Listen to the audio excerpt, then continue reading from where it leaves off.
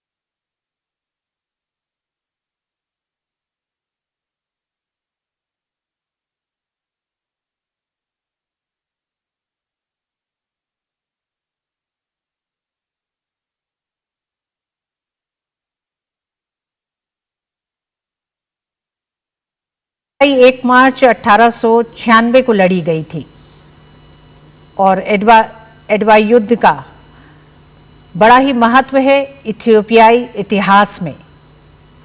एडवा की जीत ने इथियोपिया को अफ्रीका के उन देशों में शामिल किया जो कभी औपनिवेशिक शासन के अधीन नहीं आए। इस जीत ने पूरे अफ्रीका और अफ्रीकी प्रवासी समुदायों यानी अफ्रीकन डायस्पोरा को स्वतंत्रता और आत्मसम्मान की प्रेरणा दी।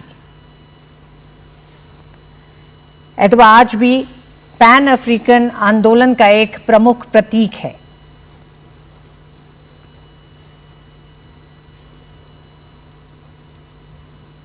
प्रधानमंत्री एडवा संग्रहालय में मौजूद हैं।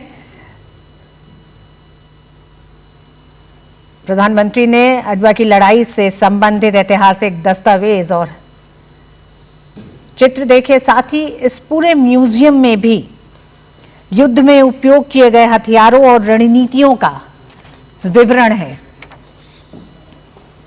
अदीस बाबा, इथियोपिया से आप ये सीधी तस्वीरें देख रहे हैं। अदवा विजय स्मारक थोड़ी देर पहले प्रधानमंत्री ने अपने श्रद्धासुमन अर्पित किए।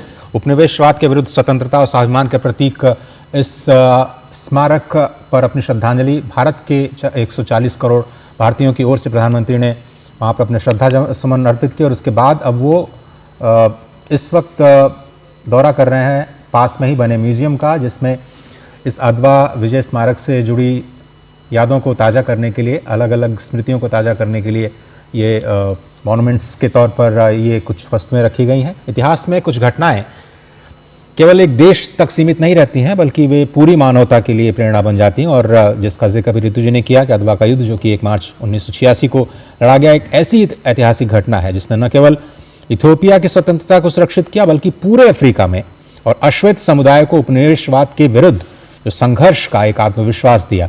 और इसीलिए बहुत इंपॉर्टेंट हो जाता है न केवल इथियोपिया के लिए बल्कि संपूर्ण अफ्रीका के लिए कि ये विजय का स्मारक, और यहाँ से प्रधानमंत्री नरेंद्र मोदी यही संदेश देते हुए पूरी दुनिया को कि उपनिवेशवाद के विरुद्ध जो एक साझा लड़ाई है भारत और अफ्रीका की, उसमें भारत लगातार अफ्रीका के साथ खड़ा है। और इस गौरवशाली विजय की स्मृति में जो इथियोपिया की राजधानी अदीस अबाबा में ये जो स्मृति स्मारक का निर्माण किया गया था, उसका आपसे थोड़ी देर पहले प्रधानमंत्री ने अवलोकन किया और वहाँ पर अपने श्रद्धासुमन अर्पित किए। 19वीं सदी के अंत में जब ज़्यादातर अफ्रीकी देश यूरोपीय शक्तियों के उपनिवेश बन चुके थे, तभी इटली भी इथियोपिया को अपने अधीन करने का प्रयास कर रहा था और उसी के खिलाफ इस लड़ाई की शुरुआत की गई थी। और इसमें एक बड़ी जीत हासिल हुई इथियोपिया को इटली के खिलाफ। सम्राट मेलनिक द्वितीय और महारानी तायातु बेटुल के नेतृत्व में इथियोपियाई सेना ने एकजुट होकर के इटली की सेना को पराजित कर दिया। ये पहली बार था जब किसी अफ्रीकी देश ने एक यूरोपीय औपनिवेशिक शक्ति को निर्णायक रूप से हराया था। और इसलिए ये जो पूरा का पूरा म्यूजियम है उसी युद्ध की तस्वीरें या यादें ताज़ा करता हुआ दिख रहा है।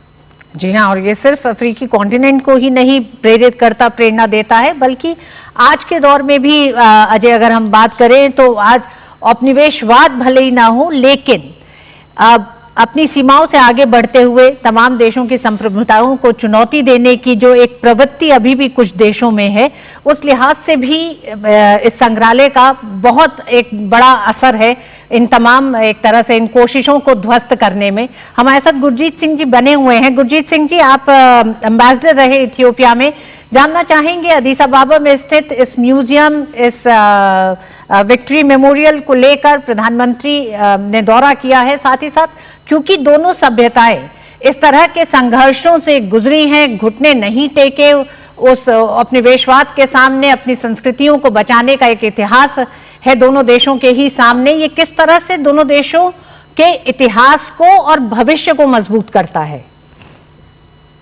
जी, ये आप बिल्कुल ठीक कह रहे हैं। ये हमारे ग्लोबल साउथ के जो क्रेडेंशियल्स हैं उनको इकट्ठा करता है एंटी कॉलोनियल फाइट में।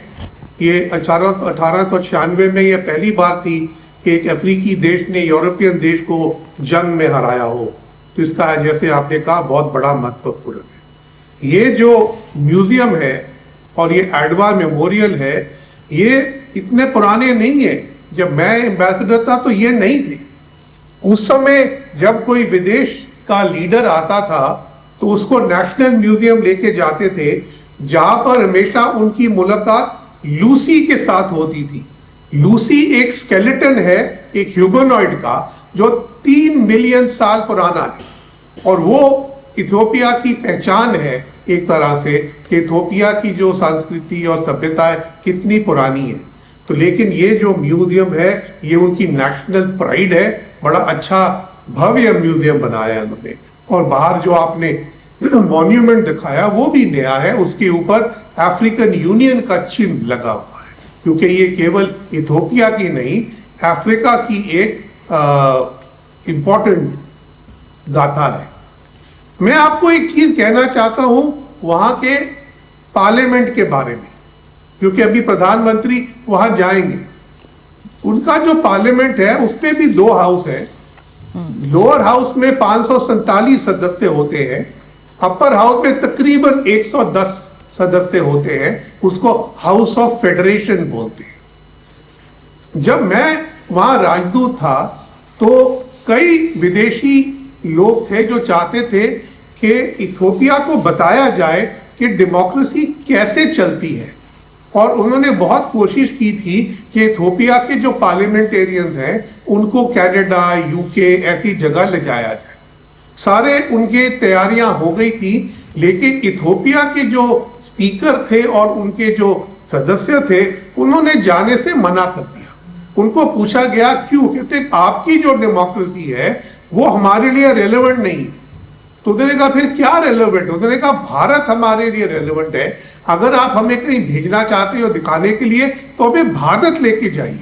तो उस समय से भारत में पार्लियामेंट्री डेलीगेशन इथियोपिया से रेगुलरली आती रही हैं, और अब तो ट्रेनिंग प्रोग्राम भी चल रहे हैं।